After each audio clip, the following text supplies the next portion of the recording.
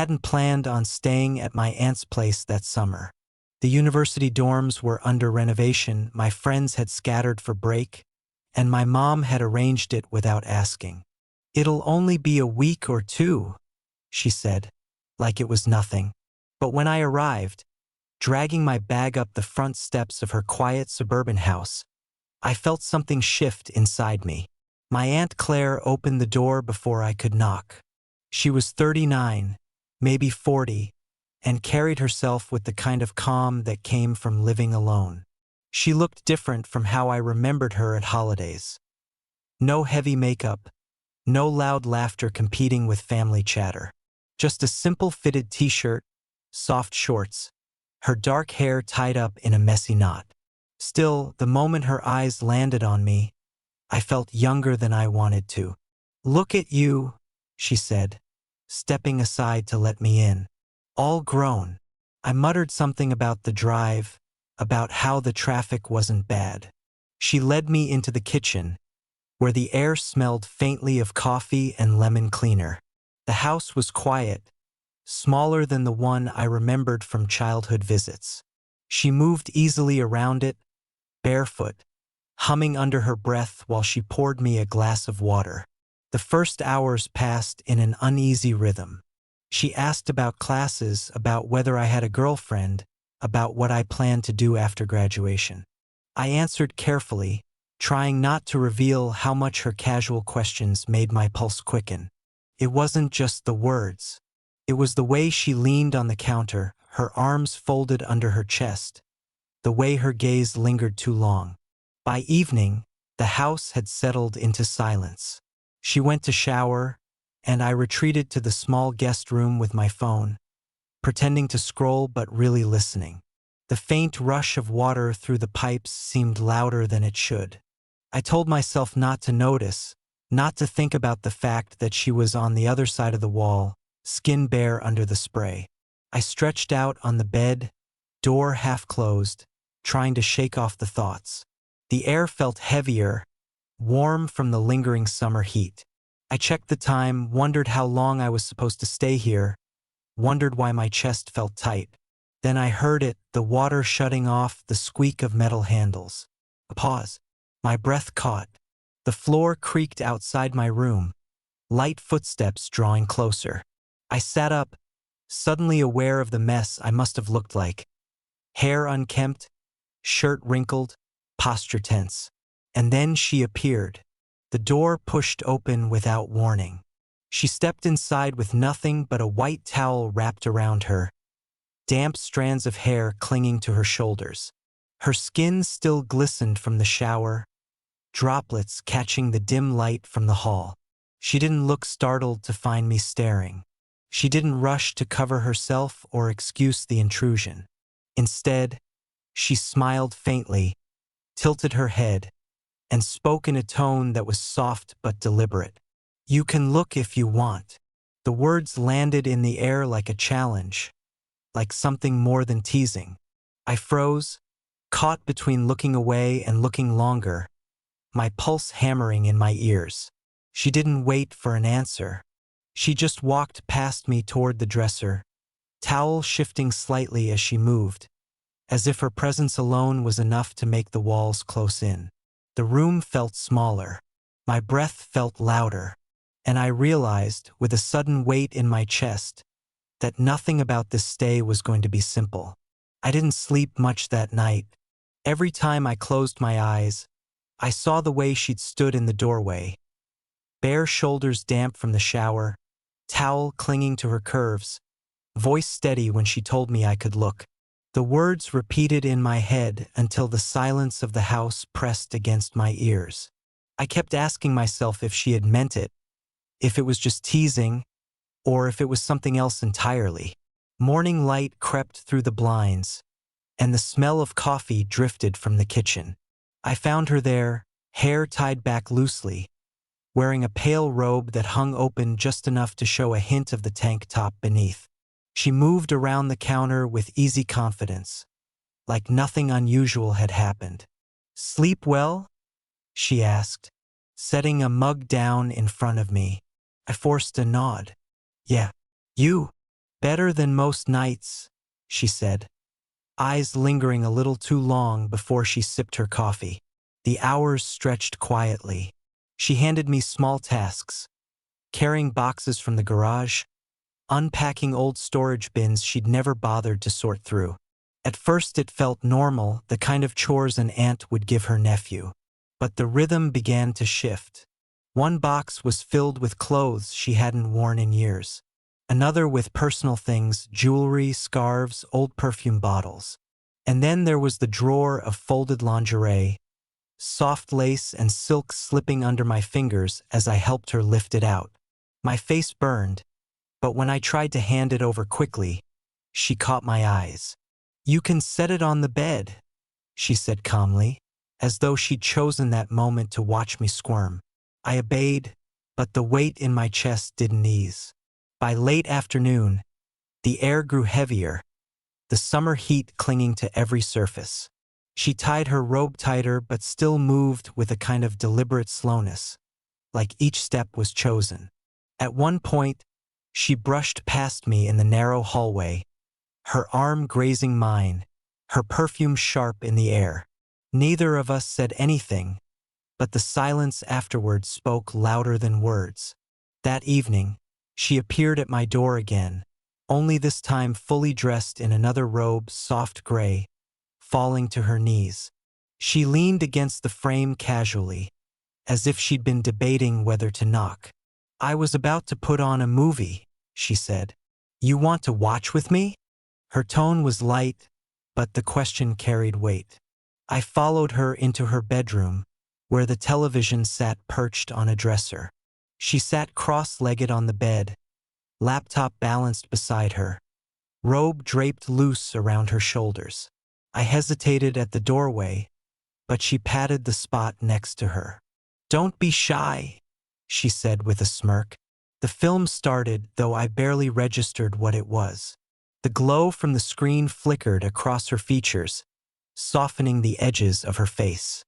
We sat with just enough space between us to feel deliberate. A single blanket lay across her lap, and at one point she tugged it slightly in my direction without looking at me. Minutes passed, the silence more charged than any dialogue from the film. Then, halfway through, she leaned closer under the guise of adjusting the volume.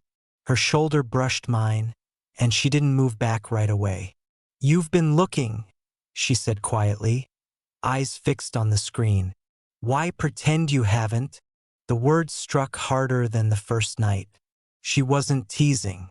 She wasn't joking. I turned to her, caught in the low glow of the television. Her lips curved slightly, but her gaze never wavered. Heat crawled up the back of my neck. I didn't answer, and she didn't need me to. The silence between us said enough. The movie played on, but neither of us was watching anymore. The dialogue faded into background noise, a murmur that only emphasized the silence pressing between us. My aunt shifted slightly, pulling her legs beneath her, robe slipping to reveal the curve of her collarbone in the flickering light. I sat rigid, every nerve lit up, pulse hammering so hard I could hear it. My hands rested on my knees, clenched tight, like I could keep control if I just held still enough. But then she moved again, her hand sliding onto the blanket beside mine. Not touching, just close enough that the warmth of her skin radiated across the small gap. I glanced at her, but she didn't look away from the screen. She just let her hand stay there, unmoving, as though daring me to acknowledge it. My throat tightened. The distance between our fingers felt like the edge of a cliff. Finally, I let my hand relax, fingers unfurling slightly. The back of my knuckle brushed against hers. It was nothing, a whisper of contact, but it felt like the room shifted around us. Her breath caught almost imperceptibly. Then she turned her head, meeting my eyes fully for the first time since the words she'd said before. The glow from the screen lit her features in soft shadow, her expression calm but searching. "You don't have to pretend with me," she said softly. I swallowed hard. "I'm not." Her lips curved in the faintest trace of a smile, but her eyes stayed locked on mine. She leaned back slowly against the headboard, robe falling looser across her shoulders, one hand trailing to rest casually on her thigh. The gesture wasn't overt. It was deliberate in its restraint. "Do you want me to leave?" she asked, her voice steady low. The question hit me like a strike. For a moment I couldn't breathe, couldn't think. My chest burned with the weight of it. "No," I said finally. The word left my mouth before I could stop it. She tilted her head slightly, as if confirming something she already knew. "Then don't be afraid of wanting." The air thickened. The glow of the television flickered, but I couldn't look away from her. I wanted to speak, to ask what this was, what it meant, but the words tangled in my throat. Instead, I sat frozen, watching her rise from the bed with slow, unhurried steps. She walked past me, the faint rustle of her robe the only sound, and paused at the doorway. For a heartbeat, I thought she would close it, that she would lock us inside, seal whatever this was. But she didn't. She left it ajar, light spilling from the hallway, her silhouette framed in the gap. She glanced back over her shoulder, eyes catching mine one last time. "Good night," she murmured, and then she slipped out, leaving me alone in the room, the echo of her words still vibrating in my chest.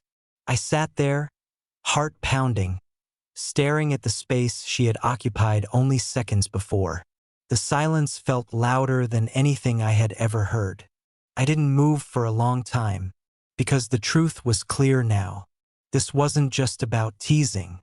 This wasn't just about looking. Something had already shifted, and there was no pretending anymore. I barely slept. Every time I closed my eyes, I saw her standing in the doorway, the faint light outlining the curve of her shoulders, the softness in her voice when she said goodnight. My body refused to calm, my thoughts looping in circles until the darkness gave way to pale morning light. When I finally rose, the house was already alive with quiet movement. The smell of coffee drifted down the hall, warm and grounding. I splashed water on my face, trying to wash away the fog of the night before, but it clung stubbornly to me. She was in the kitchen when I stepped in, hair pulled into a loose bun, robe cinched casually around her waist. The morning light filtered through the curtains, painting the room in soft gold.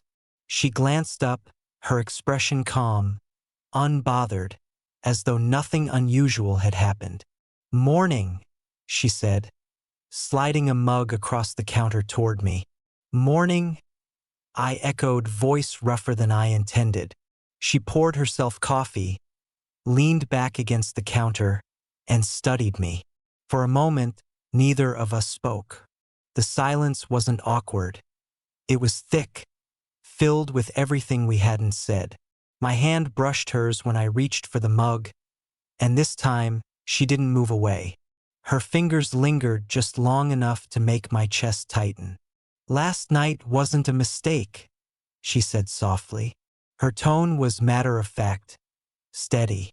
Not a confession, not an apology. A truth. I held her gaze. "I know." Her lips curved into the faintest smile, but her eyes carried weight. "We don't need to talk about it," she added, turning back to her cup. I nodded, though the words pressed heavy against my ribs. "All right." The rest of breakfast was quiet, marked only by the scrape of spoons and the hiss of the kettle. But every gesture carried meaning. The way she poured me more coffee without asking, the way her robe slipped slightly at the shoulder and she didn't fix it, the way her eyes lingered when I looked up from my plate. When I finished, I stepped out onto the porch, mug still warm in my hands. The air outside was cool, tinged with the smell of wet grass from last night's storm. I sat on the steps, staring at the yard, heartbeat slowing but never quite steady. Inside, I could hear her moving, the clink of dishes, the low hum of her voice as she hummed to herself. Normal sounds, domestic sounds. But none of this felt normal anymore. Because I knew, and she knew too, something had changed in that house. A line had been crossed, even if no one else would ever see it. The words she'd spoken, the invitation, the challenge, the truth, echoed inside me. You can look if you want. And I had. And nothing was the same now.